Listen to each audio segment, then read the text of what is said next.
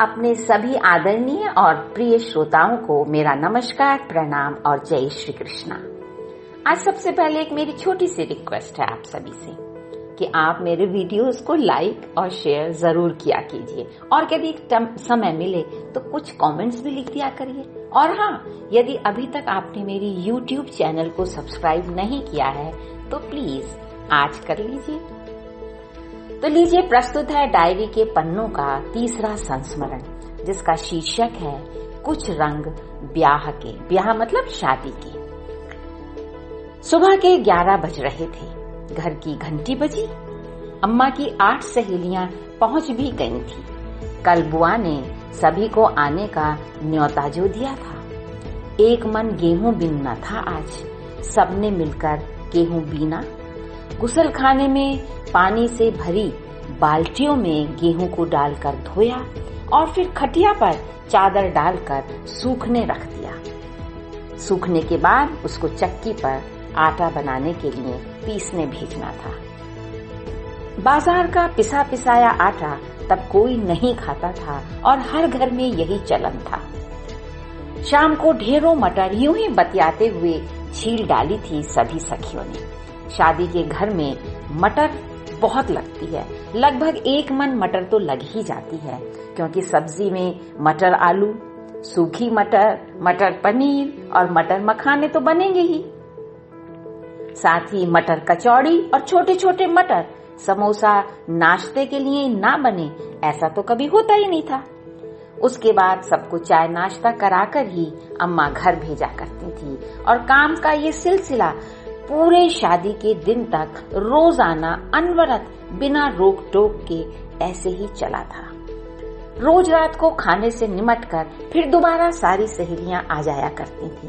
फिर तो पूछो मत, जमकर नाच गाना होता। भैया के सारे दोस्त अपनी बीबियों को ले आते। मर्दों को भी तो रस आता है ना ऐसे में। क्या मजमा लगता था। बुआ ने ढोलकी भी नई मंगवाई थी। बोली थी, भाभी ढोलक कड़क ना बजे तो गीतों का क्या मजा। अम्मा बार बार कहती, जीजी अब रहने दो, सबको बोलो घर जाए, बहुत रात हो गई है, कल के लिए ढेरों काम रखे हैं, इन सबको सुबह फिर से आना है, अपना घर भी समेटना है।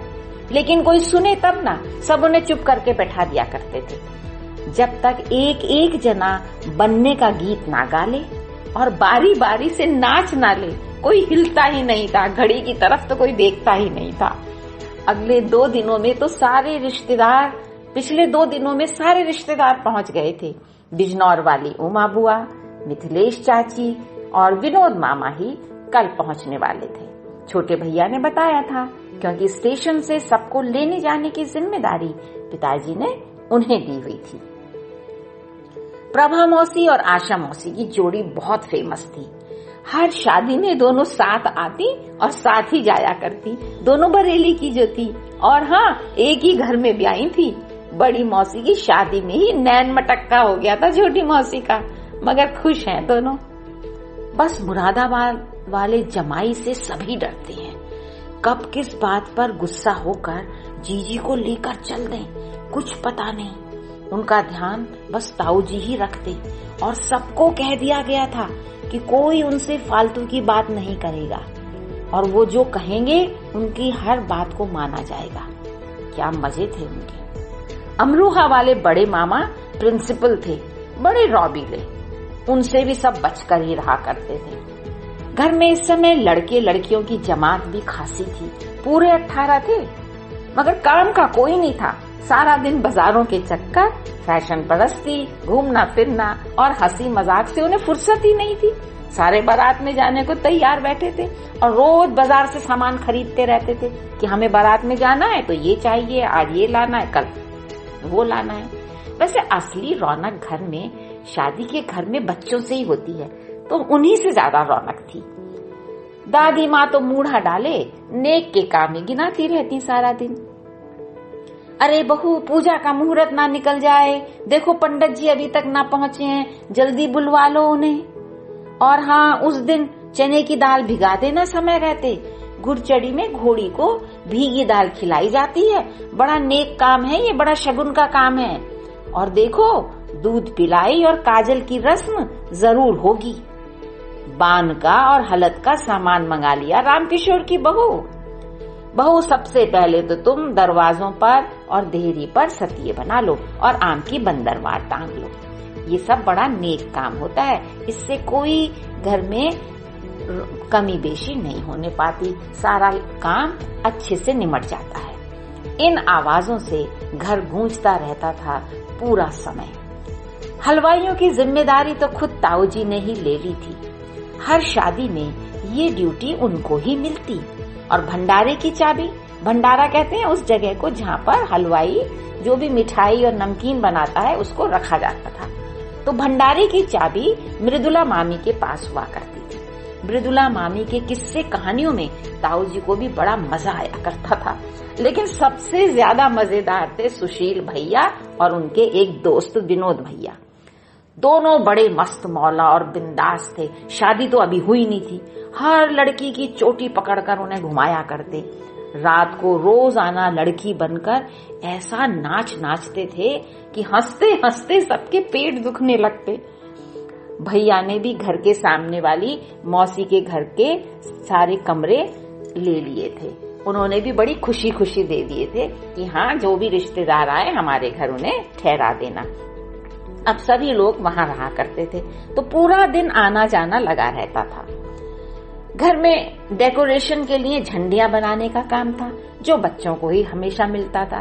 बच्चे ही बाजार से पतंग के रंग बिरंगे कागज खरीद के लाते, सुतली बाजार से लेकर आते और फिर मिसरानी जी ने डोलची भरकर उनको लई बनाकर दे दी। उस लेई से वो उसको झंडियों को चिपकाया करते थे। बस सारा दिन बच्चे छत पर ऊपर नीचे करते रहते और 2 दिन में उन्होंने सारी झंडियां बना दी। कुछ आंगन में सजा दी और कुछ बाहर जो लॉन था उसमें लगा दी। अब घर बड़ा रंग बिरंगा सा लगने लगा था और बड़े भैया ने भी अपनी शादी की खुशी में घर में खूब सारी बिजली की लड़ियां लगवा दी थी। रात को जब वो जला करती तो घर चमक जाता था, शादी का सा लगने लगता। बस डेकोरेशन के नाम पर इतना ही खर्च किया जाता था।